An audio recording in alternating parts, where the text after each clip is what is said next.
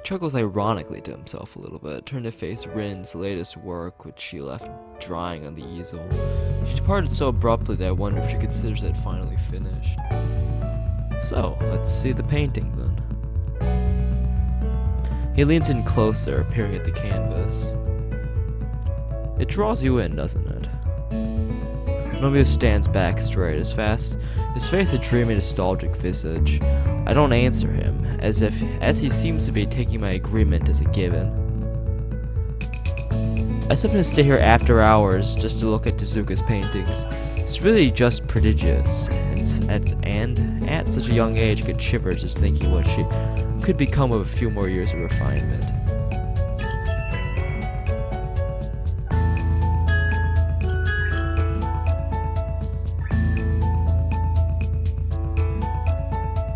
You asked what makes an artist, remember? This is it. They take a piece of the world and reshape it in their own image. Metaphorically, of course. Looking at her makes you wonder what the world looks like through her eyes. It's a wonderful thing. To be young and full of passion. The most extraordinary time of your life. You would do well to remember that, Nakai. Yes, sir. It's so silly. People always ask artists, where do you get your ideas? As if ideas are something people sold at the market for pocket change. You can't explain inspiration. For people like Tezuka, it's like breathing. It's an instinct. I've met maybe one or two people with the same kind of raw potential, but no amount of potential will do anything if one doesn't work to realize it. It's practice, technique, skill. Draw for an hour every day, and for a few years, and even the most hopeless case becomes a passable artist. Tezuka's not brilliant because she was born with a natural talent for this kind of thing. She's brilliant because she works harder than anyone, ever since she learned to hold a pen, most likely. And all of it with her feet, no less. Absolutely phenomenal. Silence finally lands in the club room as Nomiya lets himself get drawn back into Rin's painting, gently murmuring acceptance through the still wet canvas. What kind of things do you paint yourself? As if waking for a reverie, he looks at me, surprised at my talking to him. Oh, I don't. Not anymore. I became an art teacher only after my career in that field came to an end. Now I just pass on knowledge to the next generation. But Nomiya answers is curious, both giving and withholding information. I feel like asking more, but he cuts in before I get the chance. Now you should run along, my boy. It's almost dinner time, isn't it? Insert obligatory Zelda CDI joke here. Yes, sir. Have a good evening. You too. Quickly collect my stuff. Oh, hello, PSS. Welcome back. Oh, hello, Pikachu. We got the P gang all up in here. I quickly collect my stuff and step onto the deserted hallway, leaving the teacher alone of his musings. The weekend will be here soon. It's amazing how fast time flies here. I promised Emmy I'd join her for the celebration of her triumph at the track meet last week. That should be plenty of fun. And another day passes in this game. Because that's the thing that happens. Oh, at Pikachu, we got a new microphone. Are you sure you want to go? Okay. I guess I could have worded that slightly better. The weather has been wonderful for all of June, and has finally taken a turn for the worse. The laden clouds dripping over the town look worrisome, and the air feels heavy and still, just like before the rain. Oh, last night's stream, let's just say something came up at the last minute and kinda was not able to happen because of personal issues. The forecast says there's a 60% chance of rain this afternoon. Maybe this will mark the beginning of the rainy season. Of course, I'm sure. I've been waiting for this all week. Emmy had planned a picnic at some nearby park with snacks aplenty brought from the convenience store, but with the weather this gloomy, it seems risky. I asked some other people to come too, but they didn't want to go because of the weather. We have to prove them wrong. Wrong how? You know, like how it always rains when you think it won't, and when you think it will, it doesn't. We'll go no matter what. It's a win-win situation.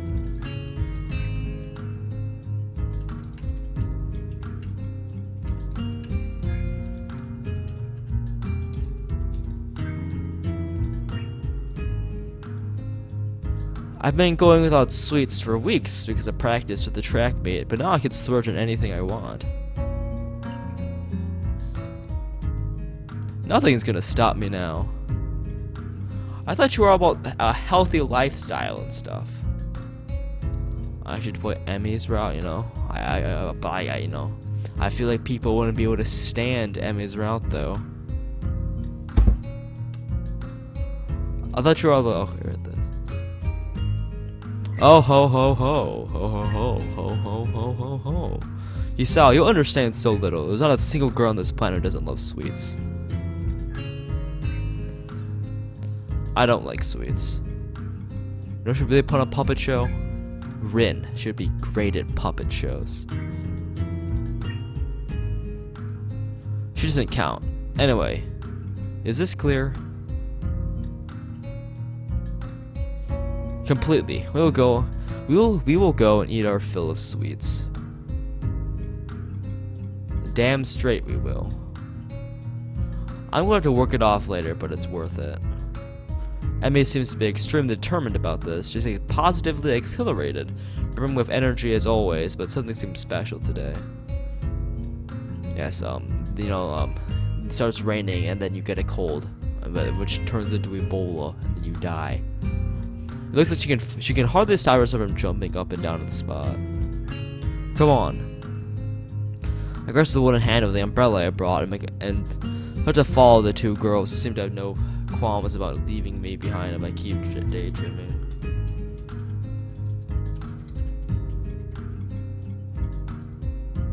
My umbrella is really fancy, the old-fashioned kind of a curved handle and a metal spike at the end. It used to belong to my grandfather. It looks like an antique, but it's in really good shape, almost as good as new.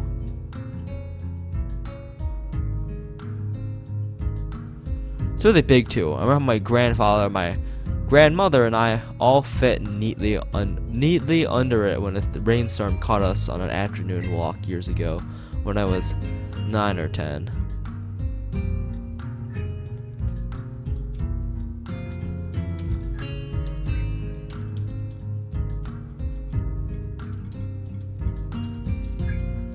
My grandparents are both gone now, but I still have my umbrella to keep me dry when it rains. Oh, right. There's the picture of Rin. Kenji is best girl. You know, maybe he's actually it. We walk around the road leading down from the school towards the convenience store, the clouds casting their dark shadow down on us. The weather seems to be taking a turn for the worse, and I'm pretty sure I just felt a raindrop on my head. You know, I never understood why are Japanese schools always built on hills? Didn't you guys think of taking umbrellas? It looks like it'll rain. Rin looks at her limply hanging sleeves and shrugs her shoulders. I don't have one. Besides, little rain won't kill us. She pushes her chest out, looking very confident about that. We aren't made of sugar. I thought that was exactly what girls are made out of, especially considering what you're planning to gorge yourself on today. She just sticks out her tongue in reply. They walk down from the school to the local shopping district.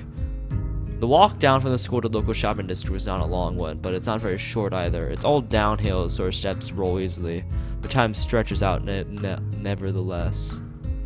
The distance is right there, in that gray area where you don't expect the trip to be quickly over it, but you aren't preparing for a long walk either. Thus, the trip is slightly too long to stay comfortably quiet the whole time, though. The girls don't seem to mind. Rin walks calmly ahead, seemingly lost in thought. I'm kind of weary about starting a conversation, since the last time didn't end very well for either of us. I haven't exchanged a single word with her then. We'll lock you up in his fallout bunker. Emmy, on the other hand, is way too happy about just walking. She seems to literally jump a little on every step, or skip over cracks, or balance on the edge of the sidewalk. Every now and again, she comments on something to which Rin replies in an automatic sounding, nonsensical way that makes Emmy giggle a little. That would imply that Kenji is capable of seeing far enough to find a fallout bunker. As we reach the bottom of the hill, the first raindrops begin to fall. I feel one hit the top of my head, then two more hit my nose in quick succession. It's not one or two rain clouds anymore. The entire sky has turned shadowy gray, billowing rain clouds swirling right on top of us. Oh shoot, I guess we won't be having a picnic then.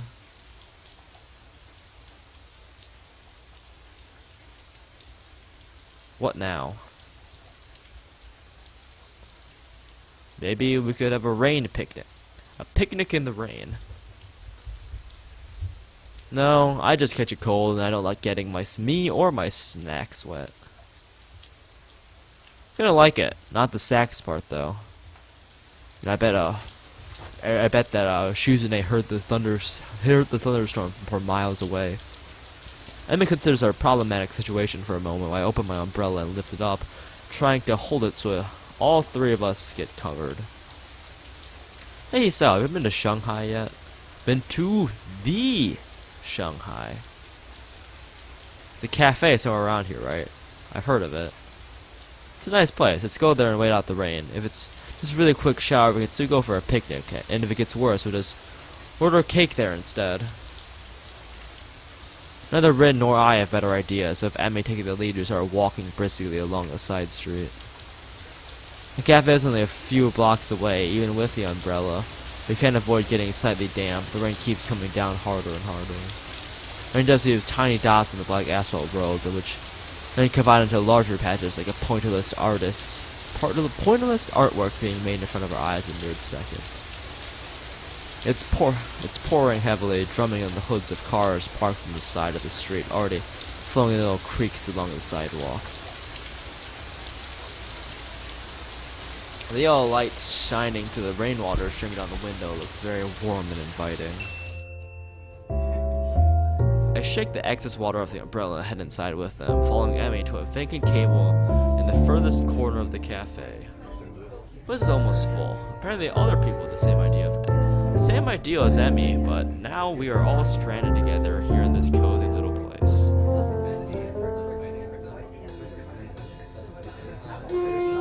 Varnished wooden pillars and paper screens mix with Parisian style tables and chairs in discordant harmony, a contrast of new and old. Light jazz plays quietly in the background, though it's mostly drowned out by the murmur of the customers. There's only one waitress serving the full house, frantically gliding from one table to another, trying to keep up with everything. To my surprise, I think I recognize her.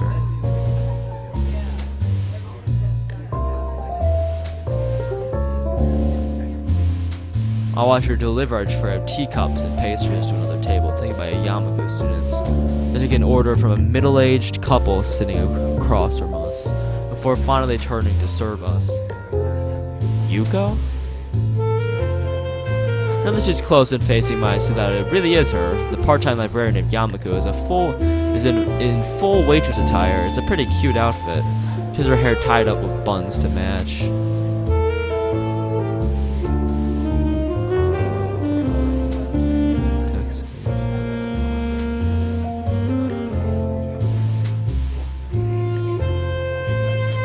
A completely different image from her mousy, plain styled or other job. Yuko blinks a few times to get confused and remembers that she was about to say something. Going to a Smash tournament, Pikachu? Just train your amiibo enough so that I just have it.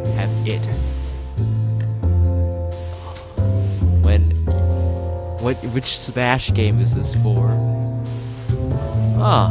Well, welcome to the Shanghai. So, you work here too. I thought you were a university student or something. Yes, that too. It's a part-time job, as you can see.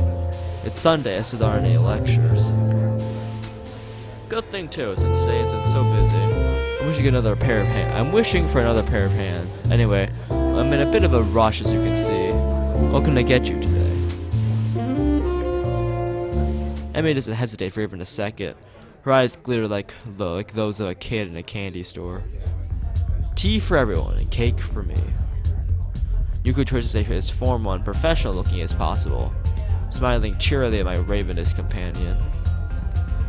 Yes, today we have a choice of strawberry shortcake, raspberry layer cake, or lemon meringuine pie.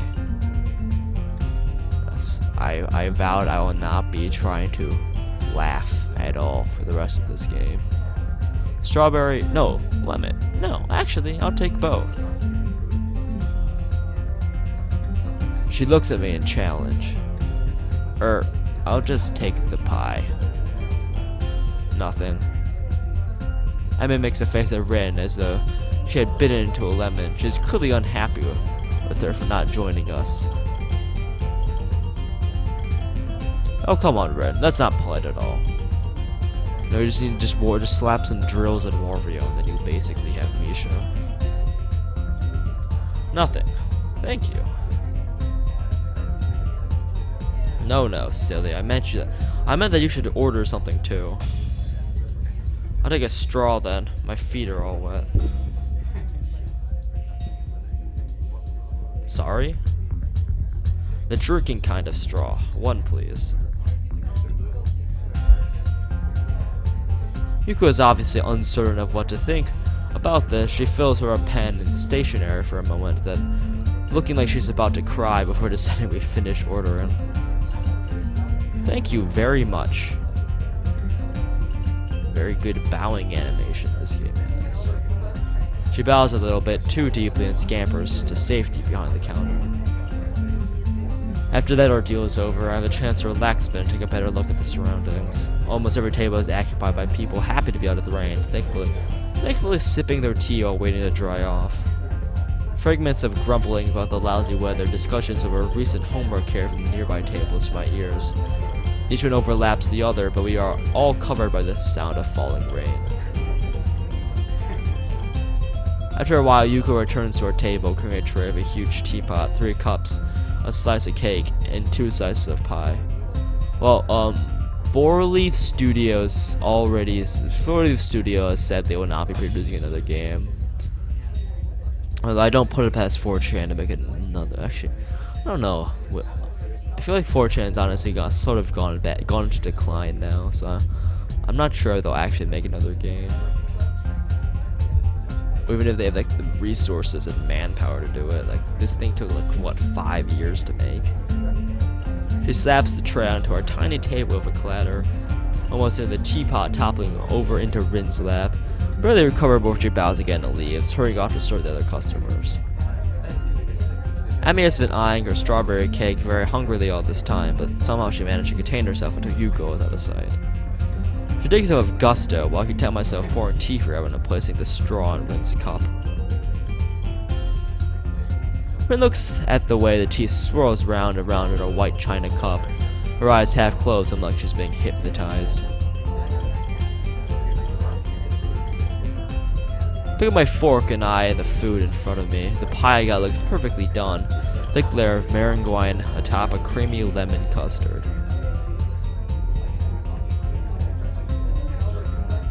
After having the first bite, I pause, staring at the combination of tangy citrus and smooth, sugary meringuine. It's quite good, though, a bit too sweet for me.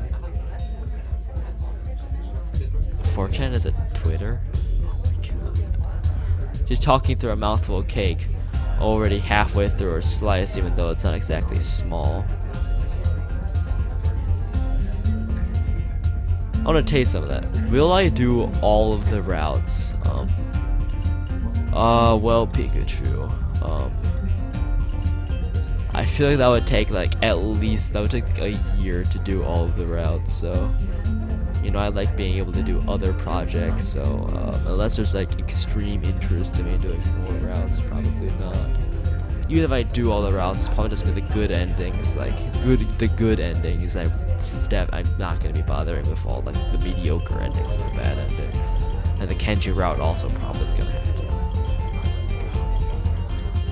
I want to taste some of that. Like, I started playing Steins Gate. I played like 20 minutes of Steins Gate on like yesterday, I believe. Yeah, okay. The difference between you reading it in one weekend and me, like, it's not efficient to talk into a microphone and read this thing. Before I get to respond, it strikes out at my delicious pie, takes a piece of her fork and escapes with it. This is pretty good too. What are you doing? You have a slice of your own. Yeah, but I started on that before finishing the cake. It'd be rude, don't you think? Her insolence is outrageous, but the gentleman in me allows for no retaliation. I'm pretty sure you get like a heart attack and die in Kenji's route. I glare angrily at her, and she replies by sticking out her tongue impishly. Emmy is even more hyper than usual today, but I don't mind. It's good for her to let off some steam. I get another sip of the tea in my cup. It's good and hot, even though I don't usually care much for tea. The atmosphere in the cafe is very relaxing.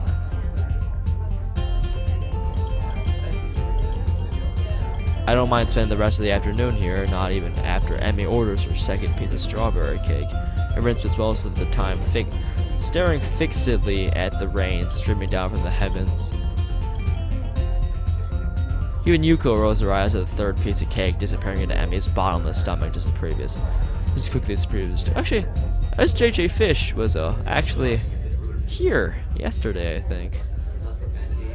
I mean, isn't he like supposedly British, right? So I don't know actually what time is it in Britain right now.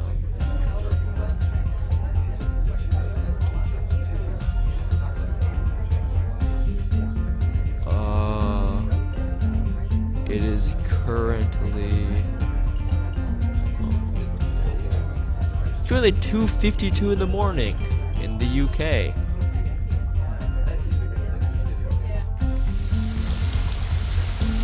Despite the passing of time, it's still raining outside when we exit the Shanghai, though it seems to be letting up a little. Too bad it had to rain in your parade. Weren't we supposed to have a picnic? Emmy doesn't look too distraught over this turn of events.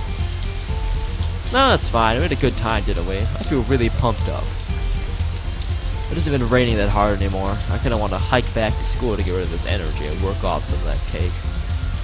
She stretches her arms out and arcs her back like a cat. After rolling her shoulders around twice, she smiles brightly.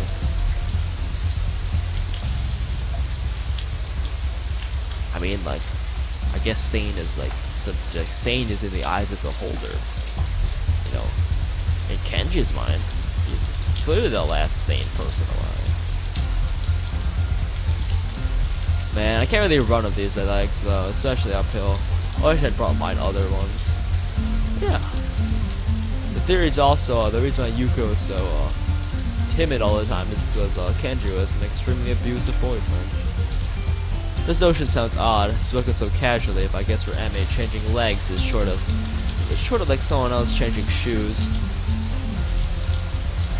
They might walk really fast, so they're kind of like running. I think I'll do that. I won't be able to keep up like going uphill though. I really am in bad shape. Plus, you get wet without an umbrella. It's hardly even a drizzle now.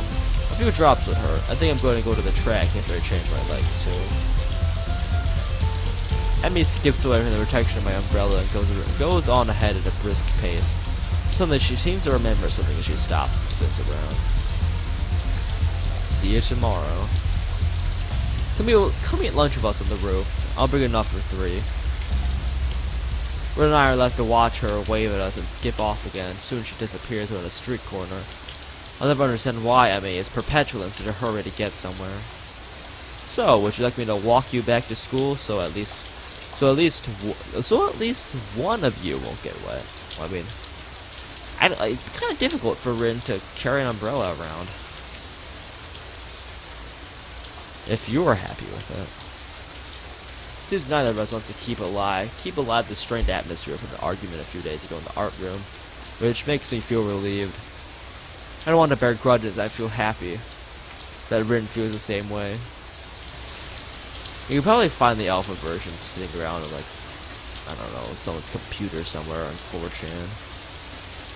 Kenji beat PSS 56 says Kenji beat Yuko with puppets and told her to lend him 5,000 yen for a pizza she can't have. I actually would not be surprised if that's actually what he did. Thus, it is decided that we're content with each other's company for now. We're still walking the same direction as Emmy, albeit at a considerably calmer pace. A little bit closer to Rin, and the umbrella is already big enough to shelter us both.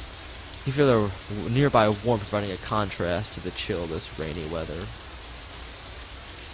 Raindrops hitting the umbrella make a distinctive sound, playing the staccato melody of rainfall for no one in particular. I realized I hadn't been outside in the rain in what feels like forever. I inhaled, taking the scent of rain, feeling the weather of all my senses. The world melted into a blur inside the rain.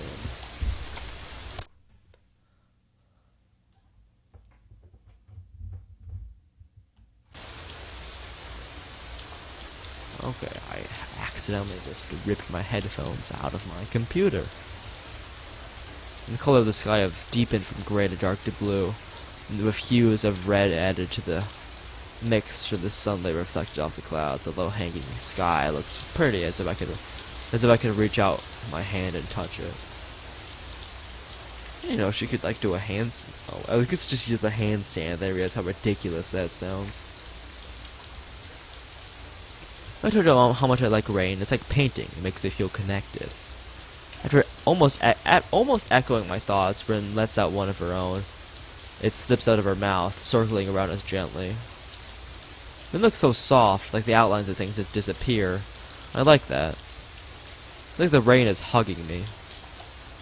Her voice sounds different than usual, more gentle now and soft. I wonder if it's only because of the rain, because of the the mood the rain brought upon the quiet artist girl. She has little like stubs. Wait, do we ever get to explain like why she doesn't have arms? I feel that the mood in myself too, enhanced by her words. Yeah, I like rainy weather too. It's nice every once in a while. I wonder what is it about the rain. Everything. A silence follows a statement as it allows for no continuation. I just had to push that direction of conversation a little. But you know, if you like the feeling of being connected, what's the problem of showing your painting to others? Oh, so we never find out why she doesn't have arms, or she just. All right. Okay. And she doesn't have parents, right? Her parents are like dead, aren't they? Don't you want to be connected to other people? It's not the same thing. You're comparing apples and squids. I don't think that's how the expression works. About this subject, Rin wants to avoid and it shuts her down again. The question stays hanging between us for the rest of the trip back to school, and I can't help wondering what on earth I could have said to truly reach Rin. They never tell us why she doesn't have arms. Oh, well then. Did they explain why Emmy doesn't have legs? Does she feel that she's lacking an identity? She has a strong personality, but if pressed to elaborate, I'm not sure I could describe it accurately. Feels like a person who is in constant conflict with herself. I never know what to expect when I talk to her. Are there any like dating? Are there like any like these like dating sims where like the parents actually have like a role that isn't like one sentence? I wonder how she herself experiences that disconnect. Everyone is asking herself every day, who am I? And obsessively paints images to define herself day after day. What does she think of living that way? Well, at least Emmy tells you her life story. The irony is that's the exact same question I've been asking myself for the past 4 to 5 months. For me, it was miserable. I can only assume that it's the natural state of being for this girl. car accident. Oh, that's kind of boring. When we stop in front of the dormitories, Rin turns to face me, as if sensing my thoughts from afar. Her gaze travels emptily past my left shoulder into the shapeless rainfall. Her eyes seem to darken the low ambient light into themselves like a reverse mirror. The empty gaze that lets nothing out. I want to understand what's going on behind those eyes. I have to work it out myself. Right, and like Shuzan has a sister too. He's like a cross-dressing dude. Rin opens her mouth and closes it without saying anything. The silence lasts for a few more moments before she takes a step towards the dorm building floor.